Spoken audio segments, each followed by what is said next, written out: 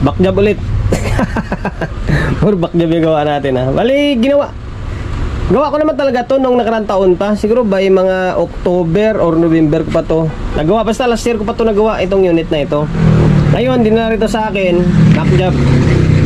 Hindi, sabi daw ni Bossing, parang may ugong daw. Actually, tinisting ko na ito pero wala naman ugong. Pero pinaka main point natin dito ay nalagay daw si Sir ng extra fan. Kasi balak niya lagyan ng extra fan. Ito, naglagay na nga talaga siya. Ayan.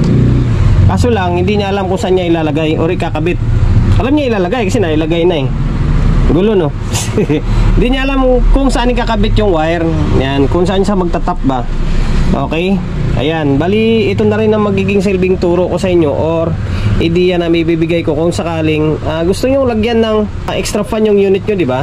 Ayan, itong unit na to, familiar naman siguro kayo sa ganitong brand eh. Okay, ginawa ko to nung nakaraang taon na sunog yung ito, tostado yung board din nito. Fixed bias na ito eh. Tapos naglagay na rin tayo ng fuse.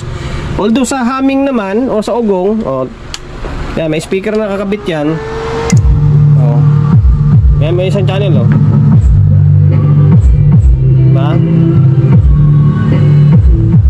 Off natin. I-post natin yung music. Post natin. Tapos volume natin. Nanti ko may ugong. May humming, wala. Wala naman ibig sabihin, normal to. Walang problema. Baka sa connection lang ni Bossing o hindi ko lang alam kung saan. Pambira naman yan. Basta wala siyang ugong eh. Wala volume ko. Wala Ayun, play ko yung music.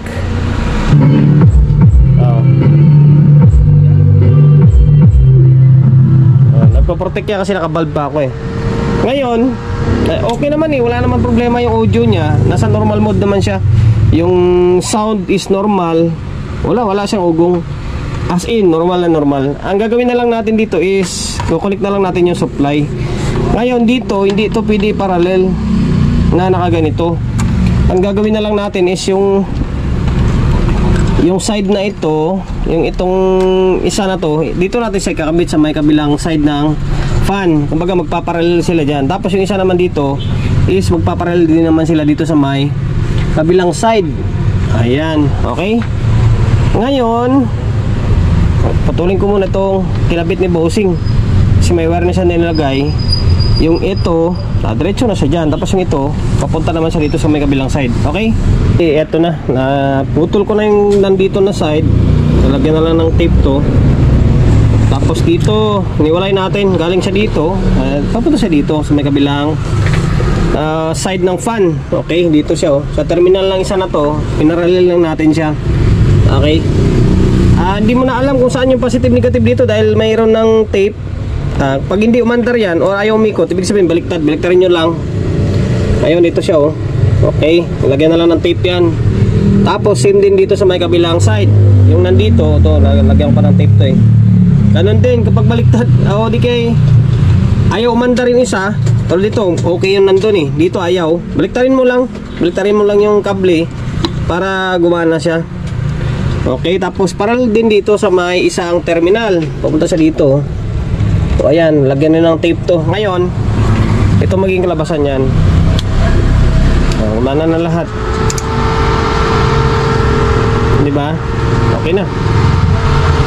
Tapos, paalala ko pa pala, kung ano yung ikot doon, sabihin natin kung forward yun, o kung reverse din dito. Kung forward doon, kumari forward din dito.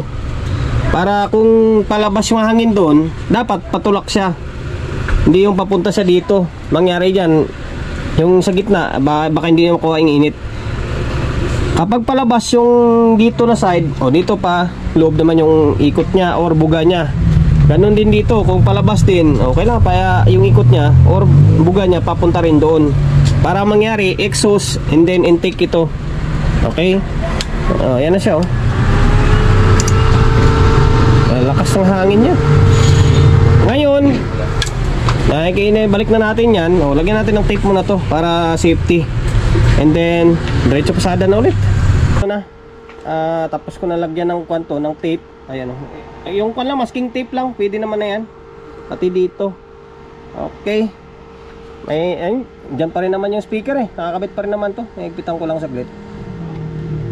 Ayan, nakakabit. Tapos, maandar pa rin yung cellphone natin. Tumutugtog pa rin. Ayan.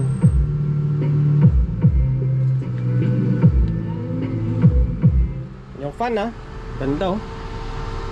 Tunnel 2. Ayun lang guys, hanggang dito na lang. Nakapirit pa ko sa music. Yun lang yung ideya na may bibigay ko for today's video. Kasi sa mga gusto or gusto mag DIY ng mga unit nila, ng itong klaseng unit, o hindi man ito LX20 na magdadagdag ng fan, siyempre mag-iisip ka kung saan mo ilalagay yung fan or saan ka kukuha ng supply. Yan lang, iparallel mo lang ba itong side na to, diyan ka rin kukuha. Tapos dito na side, dito ka rin maglalagay, diba? And then kung forward yung ikot doon, kailangan forward din dito. Kung reverse doon, kailangan reverse din dito. Hindi pwedeng magsalubong sila, hindi pwedeng maghiwalay sila. Kung palabas yung isa, siyempre ito patulak din. Okay? Sir, taga-Tandang Sura ito eh. Backjob ito.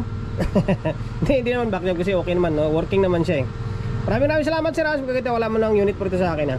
Promotion, bago tayo magtapos, siyempre Solid G Electronics Repair Shop, 61 Don Julio Gregorio Street, sa OU Road, sa OU Quezon City. Social media pages natin, so kung hindi pa nakapag-follow, paki-follow, and then siyempre paki-share na video natin sa my Facebook, YouTube channel. So kung hindi pa nakapag-subscribe, paki-subscribe, like, share, and then siyempre paki-hit na bell button sa gilid para updated ka sa mga susunod na video na i-upload ko. Ingat, God bless, and then peace atin lahat.